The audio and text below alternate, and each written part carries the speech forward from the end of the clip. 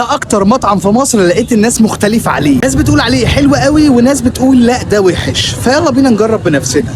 لا مش اللي في بالك، هم عاملين شوية عروض جربنا منهم عرضين، فخلينا نجرب ونقول بسم الله. أول عرض اسمه البفة، بيكون سندوتش سنجل مع واحد دبل معاهم سندوتش راب وعلبة رز ب 200 جنيه، وتقدر تختار أي نوع براحتك. عايز أقول لكم إن سندوتش الراب كان حلو جدا وكان جاي لنا سخن قوي، والسندوتش السنجل قطعة الفراخ حجمها حلو قوي مع صوص الرانش والبيف بيكون بيكون رايق. بس كان عندي مشكلة مع السندوتش الدبل اللي هو البيج زاك، لقمة العيش ما كانتش فريش والسندوتش حجمه ضخم فما استحملتش، بس طعمه وحجم حلوين قوي. جربت عرض الشقايق، بيكون سندوتش سنجل مع سندوتش دبل وباكيت بطاطس ب 150 جنيه، بس احكام السندوتشات عندهم تشبعك وطعمها حلو قوي. واكتر حاجه مزكتني بقى الفرايد تشيكن بيتزا، بتكون سلامي وزيتون وفرايد تشيكن متغرقين بجبنه موتزاريلا، دي كانت رايقه قوي وجات لنا سخنه، فدي اكتر حاجه ارشحها لكم النهارده. جربنا الفاير زاك، ده بيكون رز متقطع عليه فراخ وعليه صوص فاير، الصوص والفراخ حلوين بس الرز ما عجبنيش قوي. ختمنا بقى بالبارتي بوكس، 8 قطع فرايد تشيكن ب 280 جنيه، حجمها حلو قوي ونظيفه ومتبله حلو،